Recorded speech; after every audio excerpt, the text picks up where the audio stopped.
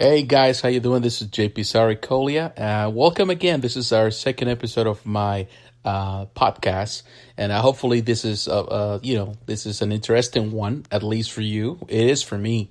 I want to discuss today. I want to talk about something that has been actually I've been thinking about since last week. Something that actually I've been thinking for quite a while.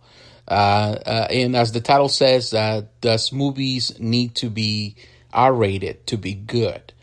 Personally, I don't think so. And I want to explore more into it. Of course, I think I was pushed to do this, particularly because of, some of the reviews I have seen, have watched in regards to the Titans show. Of course, this is a mature rated show, so it's been having a lot of bad reviews because some of the context of the story and the way they had twist the story, or the particular origin stories of the Titans, the Teen Titans. So it really kind of prompted me to think about how movies nowadays are being perceived and how superhero stories are evolving, and some of the things that some of the studios are taking, some of the liberties are taking, and also the idea of pushing the agenda to create a more fans for the shows. Recently, of course, at New York Comic Con, there was a special panel by Sci-Fi Wire where they interviewed Todd McFarlane. It was an interesting one. I watched it. You can find it at the link. I might put the link somewhere here so you can you can watch it yourself. And of course, he's talking about his interview, and he's asked questions about the Spawn reboot. And of course, he's talking about that he wants to make this a horror film. We all have known this for quite a while. It's going to be produced by Blumhouse Productions. That Jason Blum is, of course, a horror and TV director. He's the owner of Blumhouse. It's going to be directed by Todd, of course, and also Greg Nicotero is going to be there to help him out. He's a custom and a special effects designer. He's been in the industry for quite a while, so he's well known. It's going to be starred by Jamie Foxx, who's going to play Al Simmons, Spawn, and also we're going to have Jeremy Renner as Detective Twitch Williams. So he already kind of set the stage. However, he's talking in that panel that he's been encountering a lot of issues with the studio because the studio doesn't understand his vision, or he claims that they don't understand what he's trying to accomplish. I do understand his point of view, and he's pointed out the way he presents the stories and the way the studios are perceiving the story of Spawn. Personally, I think that Spawn has always been the type of show that might easily be under the R-rated banner without a problem, because it's always been a bit more mature. It was created with that intention in mind.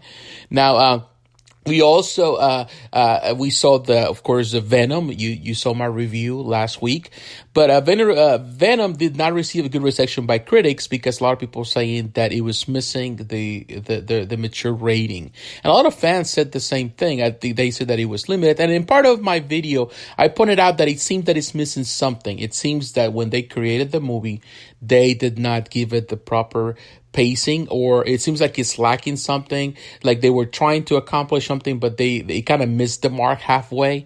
So it feels, I don't know, it seems that they were created with the R rating in mind, and then they backtrack into a PG-13, and then they went back and forth until they decided in the end just to the PG-13.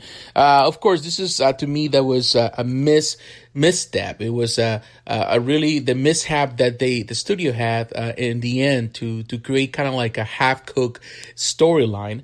Of course, it has grossed a lot of money. It did 205 million over just that first weekend. So he broke the records for October. Of course, there was no competition to go against it. But yeah, I did watch the movie. It was okay. It was entertaining, but nothing more than that. And I don't think it was the rating what really determined in the end the lack of the story or the poor story. And the actors are great, but everything was a bit disjointed, and it has nothing to do, in my opinion, with the rating. Of course, also in New York Comic Con, there was a panel for Hellboy, the reboot, which is going to be R. It was designed from the beginning to be R-rated. This is set to release on April 12th next year. It's produced by Lionsgate, Millennium Film, Dark Horse Entertainment is involved, and of course the script is by Mac Minola. Directed by Neil Marshall, who has done a lot of horror stuff. It's going to be starred by David Harbour, which I love. I love him. Mila Jovovich, Ian McShane. You got Sasha Lane, Daniel Day Kim. So you have a great cast of people involved in this project, and it's been created as R-rated, and people are loving the concept. They say that there was a special show of a couple of minutes of the movie, and people were loving it. We haven't seen it; the public hasn't seen it, but they said that there was some humor, there was of course some action, things like that. So it's great, and of course you have seen, since of course you saw Deadpool 1 and 2, particularly Deadpool kind of broke the mold for a lot of these movies. Deadpool was a single project that was created with that intention in mind, to kind of break that mold. And it really proved that there was a market for R-rated superhero stories or anti-hero stories. Of course, it did phenomenal. It was a small project. It started, the first one only had a budget of $58 million, which in today's market is just not enough, for a lot of these big budget movies, or but this blockbuster movies. And it made over 700, almost $800 million worldwide, just the first movie. So they amped the budget. They were above. It was 110 for the second one, and it did a little less than the first one. So of course, they still are planning to bring a PG-13 version for December, which is I think a smart move. And of course, this is going to probably go beyond over the $1 billion mark easily at the end. And of course, all this prompted, of course, Logan was R-rated, and it was well received by critics, and by the fans. It was a good movie. And of course, this has prompted other people to jump into the wagon and to say, I want to produce an R-rated film of my IP, or my franchises. One of them is Rob Liefeld. He's always been recognized as the creator of Deadpool, even though he just did a part of it, but he's not the total creator of the character, although he takes credit for all of it. And of course, Rob Liefeld talked about that he wanted to do a project with Youngblood. And of course, you saw Tuck McFarlane also jump into that wagon, saying that he wanted to create the Spawn reboot. So in modern times, nowadays it seems that everyone wants to do an R-rated film.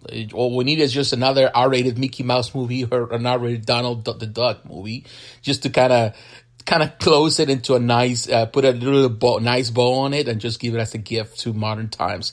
It seems that everyone feels that that's the need of mature content is necessary to really produce good stories. And I totally disagree with this idea. And let me explain why. I don't think just because a movie is based or it's centered into mature content is going to be better. And we have seen that proved time and time again. There's some mature content, there's some great shows that are in mature content that they have done great, and it has nothing to do with them just setting that standard. It has to do with the story itself and how the creator envisioned that story, the way they script it, the way they direct it, and the way they present it. And it nothing to do with just trying to target an audience just this way, just to set it that way. Some of the greatest movies of our time, some of the greatest movies even of modern times, are not PG-13, are not R-rated.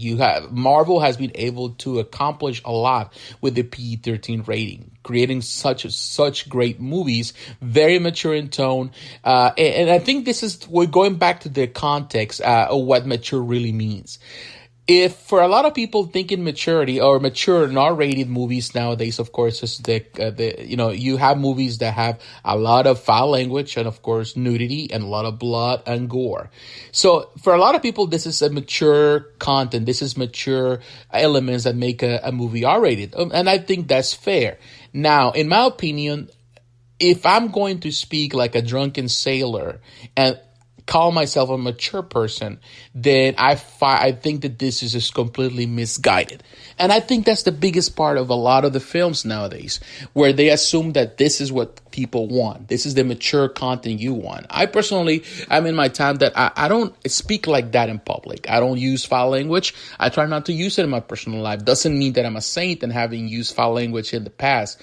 Doesn't mean that I don't want some context that is a little more edgy in the end. But I don't feel that the idea of label this mature builds or brings better content or makes something more mature. I find that immature, and I believe that the vast majority of the people, and I've seen that, the vast majority of the people calling for mature content or for R-rated movies, the vast majority are in their early 20s.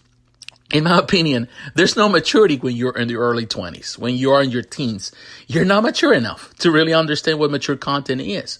Yes, you like to talk like that. You like to speak like that. You want to see blood. You get the thrills and the chills because of it.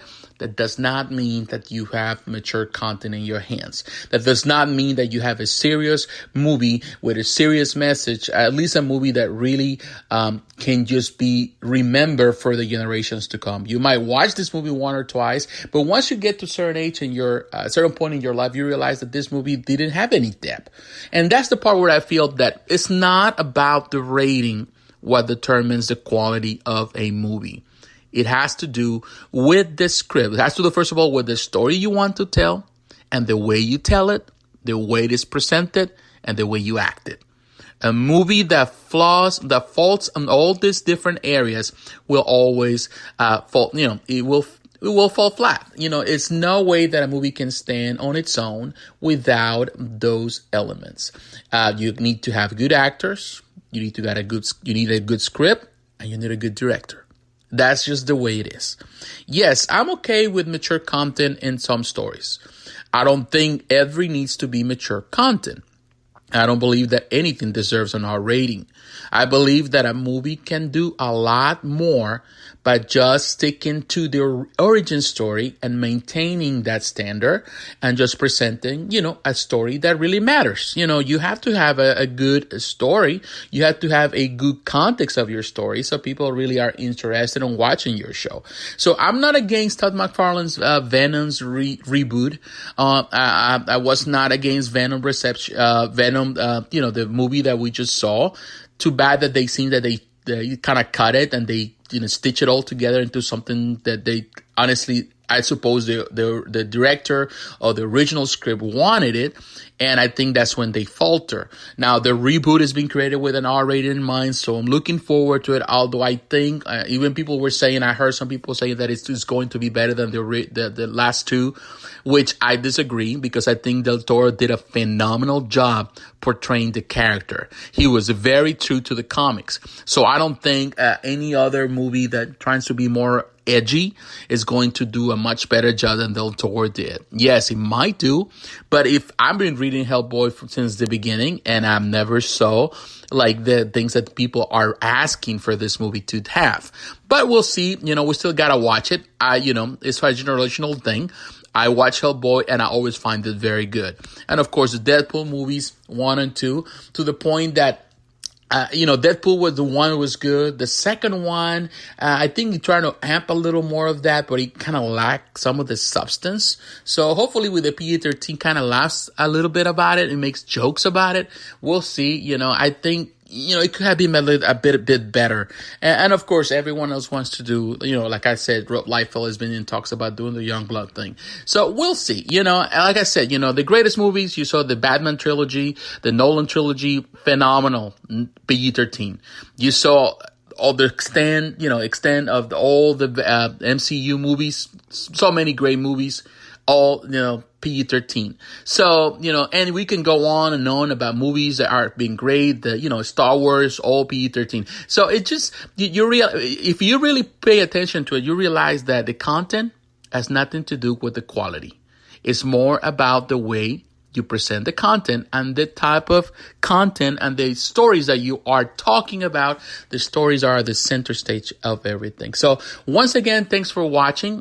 Please like, comment, and subscribe. Don't forget to hit the notification button if you're paying attention of this on my YouTube channel. And please share this video with your friends. So once again, thank you. God bless you, my friends. Talk to you again. Bye-bye.